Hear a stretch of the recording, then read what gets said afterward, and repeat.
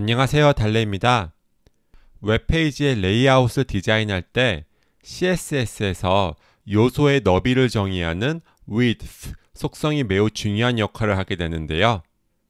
이번 영상에서는 CSS의 width 속성의 기본적인 사용법과 각 속성값에 따라 어떻게 너비가 결정되는지에 대해서 알아보겠습니다. 기본적으로 CSS의 width 속성은 HTML 요소의 너비를 제어하기 위해서 사용되는데요. 크게 절대값, 상대값, 키워드로 설정이 가능한데 이에 따라서 너비가 어떻게 결정되는지 이해하는 것이 중요합니다. 그럼 코드펜에서 간단하게 실습을 진행해 보도록 하겠습니다. 제가 여기에 HTML 코드로 메인 요소를 부모로 하고 P 요소를 자식으로 해서 그 안의 내용으로 CSS의 width 속성은 HTML 요소의 너비를 설정합니다 라고 작성해 볼게요. 그 다음에 CSS로 이 P 요소의 width 속성을 300픽셀로 설정을 해 볼게요. 그러면 이렇게 바로 줄바꿈이 되는 것이 보이시죠? 왜냐하면 여기 이렇게 이 P 요소의 너비가 300픽셀로 설정이 되었기 때문이에요. 제가 여기에 좀 더 알아보기 쉽도록 배경색을 한번 토마토 색으로 줘볼게요. 그러면 이 P 요소의 너비가 좀 더 분명하게 보이시죠? 그리고 제가 이 P 요소의 부모인 메인 요소의 너비도 한번 설정을 해볼까요? 한번 400픽셀로 설정을 해볼게요. 마찬가지로 백그라운드 색깔을 로얄 블루로 한번 줘볼게요. 그러면 여기에 보시는 것처럼 이렇게 부모 요소는 400픽셀로 너비가 설정이 되고요. 이 자식 요소는 300픽셀로 너비가 설정되는 것을 볼 수 있어요. 네, 여기서 중요한 부분은 제가 이 부모 요소의 너비를 200으로 줄여볼까요? 그래도 이 자식 요소의 너비는 300픽셀로 변함이 없다는 걸 볼 수 있습니다. 뿐만 아니라 제가 이렇게 이 전체 페이지의 크기를 줄이더라도 이렇게 보이시는 것처럼 이 페이지 밖으로 텍스트 컨텐트가 삐져나오는 걸 볼 수 있어요. 따라서 반응형이나 적응형 웹 디자인에서는 width 속성을 지정할 때 절대 단위를 사용하시는 것은 피하는 것이 좋습니다. 그러면 HTML 요소의 너비가 가용한 공간에 비례해서 알아서 커지거나 작아지게 하고 싶다면 어떻게 해야 할까요? 이때는 %와 같은 상대 단위를 사용하면 되는데요. 예를 들어서 부모 요소의 너비를 400픽셀로 설정을 해주고요. 여기 자식 요소를 50%로 설정을 해주면요. 여기에 보면 이렇게 이 P 요소의 너비가 200픽셀이 되는 것을 볼 수 있습니다. 그리고 제가 만약에 width를 100%로 변경을 해준다면 이렇게 P 요소의 너비가 부모 요소가 제공하는 가용 공간을 가득 채우고 있는 것을 볼 수 있습니다. 그런데 여기서 주의할 부분이 하나 있는데요. 해당 요소에 마진이 설정되어 있다면 이렇게 너비를 100%로 주면 의도치 않게 자식 요소가 부모 요소 밖으로 빠져나오게 돼요. 제가 여기다가 마진을 한번 20픽셀로 줘볼게요. 그럼 보시다시피 여기 이렇게 P 요소가 메인 요소 밖으로 삐져나오는 것을 볼 수 있죠? 왜 이런 일이 발생하는 걸까요? 여기 다시 이 P 요소의 너비를 체크해 보면요. 컨텐트 박스의 너비는 부모 요소의 너비와 동일한 400픽셀이지만 여기 좌측에 마진이 20픽셀이 있고 여기 우측에 또 마진이 20픽셀이 있으니까 실제 이 P 요소가 차지하는 너비가 440픽셀이 됩니다. 따라서 부모 요소가 제공하고 있는 가용 너비 400픽셀을 초과하게 되는 것이죠. 이와 같은 실수를 범하기 쉬운 이유는 많은 분들이 width 속성의 기본값을 100%로 오해하고 있기 때문입니다. 그러면 도대체 width 속성의 기본값은 무엇일까요?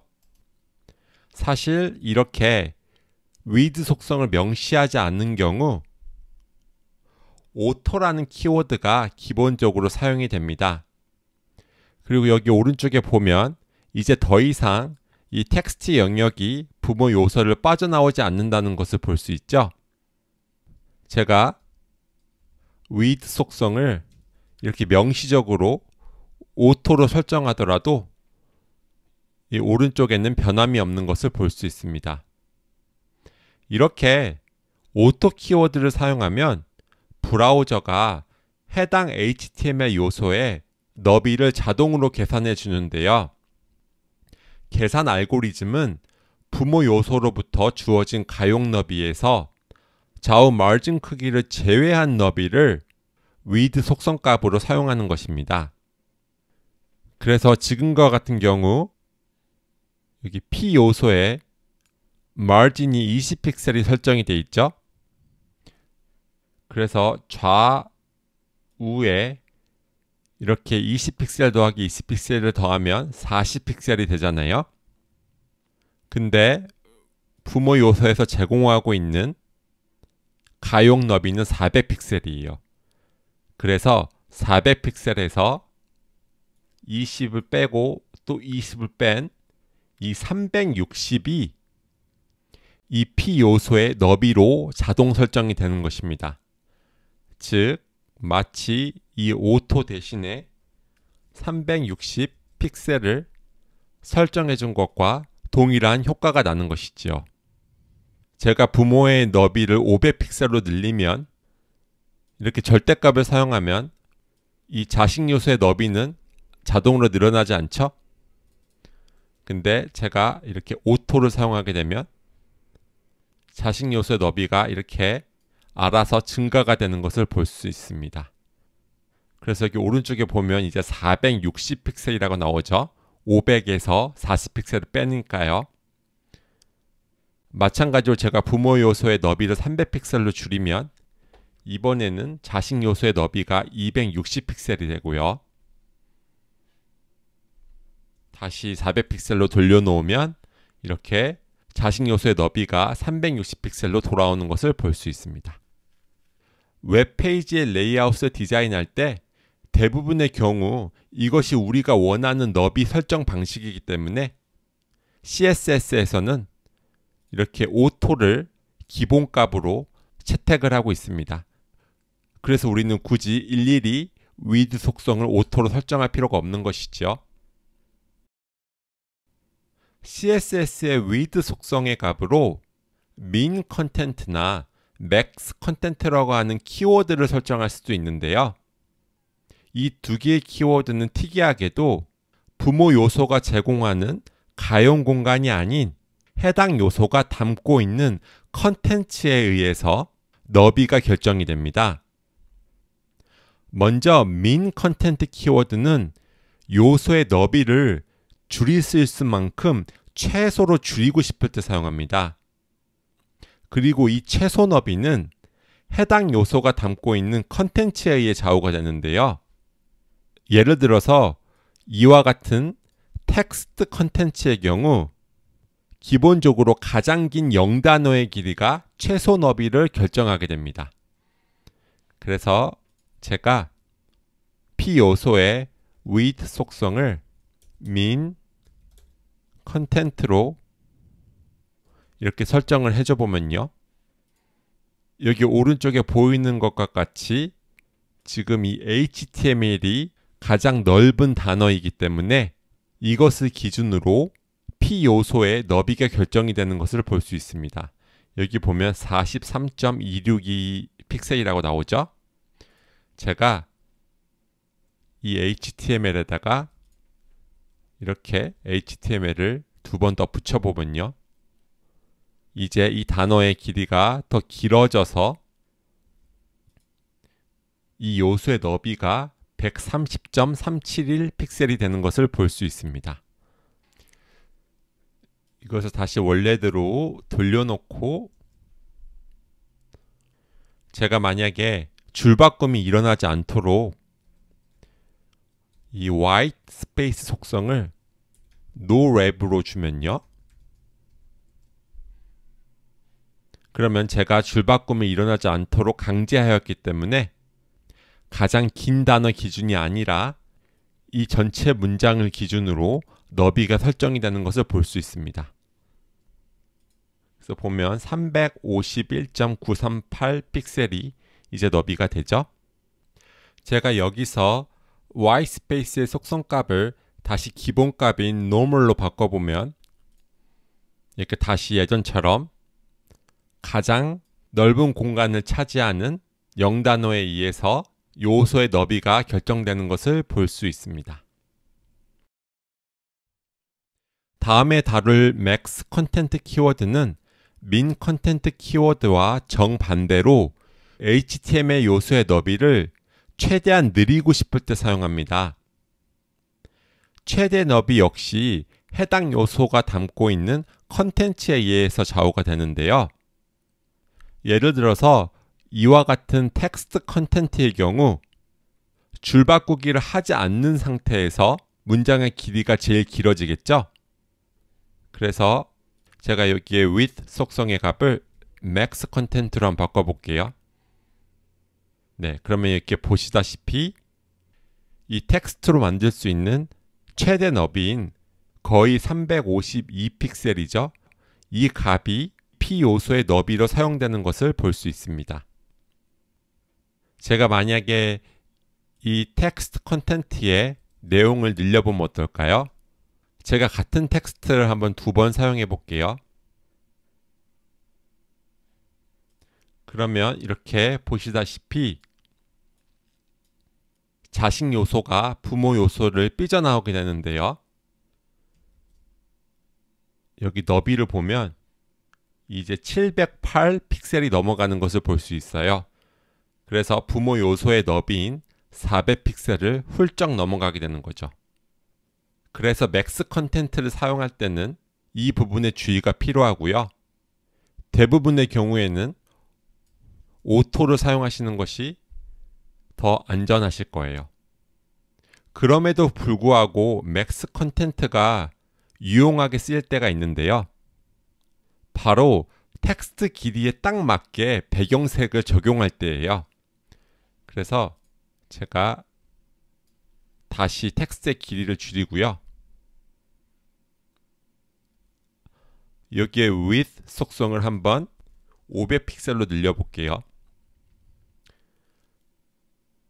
그러면 이렇게 너비가 오토인 경우에는 이 텍스트 영역의 배경색이 지금 여기 오른쪽까지 쭉 이어지는 것을 볼 수 있어요. 왜냐하면 오토 키워드를 사용할 때는 요소의 너비가 부모 요소가 제공하는 가용 공간에 따라 결정이 되니까요. 그래서 여기 보면 460 픽셀이잖아요.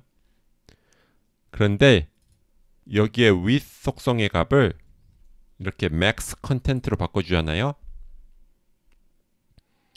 그러면 여기에 텍스트 영역의 배경색이 정확히 텍스트의 길이만큼만 적용이 되는 것을 볼 수 있습니다. 그래서 이러한 디자인이 필요할 때는 이 맥스 컨텐츠가 좋은 선택지가 될 수 있습니다. 가장 최근에 추가된 fit content 키워드는 마치 max content 키워드와 auto 키워드의 하이브리드처럼 동작을 하는데요. 부모 요소가 충분한 가용 공간을 제공하는 경우에는 max content 키워드처럼 담고 있는 컨텐츠의 최대 너비가 width 속성 값으로 사용되고요. 부모 요소가 제공하는 가용 공간이 부족한 경우에는 auto 키워드처럼 가용 너비에서 좌우 마진을 제외한 값을 요소의 width 속성 값으로 사용합니다. 그래서 제가 여기에 width 속성의 값을 한번 fit content로 바꿔줘 볼게요. 그러면 지금 가용 공간이 충분하기 때문에 마치 max content처럼 작동하고 있어요. 그래서 너비가 이렇게 거의 352픽셀로 이 텍스트가 줄바꿈 없이 가장 옆으로 길게 늘어난 상태의 길이가 요소의 너비로 사용되고 있습니다. 그런데 제가 이 부모 요소의 width 속성을 이렇게 300픽셀로 줄여줘 보면요. 어떤가요? 이제는 마치 오토 키워드처럼 이 P 요소의 너비가 260픽셀로 자동 결정이 된 것을 볼 수 있어요. 즉, 부모의 너비인 300픽셀에서 좌우 여백 40픽셀을 빼서 260픽셀이 된 것이죠. 따라서 이 fit content 키워드는 max content 키워드와 auto 키워드의 장점만 모아놨다고 볼 수 있겠습니다. 이상으로 CSS의 width 속성을 사용하여 HTML 요소의 너비를 제어하는 다양한 메커니즘에 대해서 알아보았습니다. 사실 width 속성은 워낙 자주 쓰이다 보니 과소평가하기 쉬운데요. 너비 결정 메커니즘을 제대로 이해하지 않으면 실전에서 여러 가지 어려움을 겪을 수 있습니다. 이번 기회에 제대로 짚고 넘어가시면 좋을 것 같습니다. 그럼 이번 시간은 여기서 마치도록 하겠습니다. 감사합니다.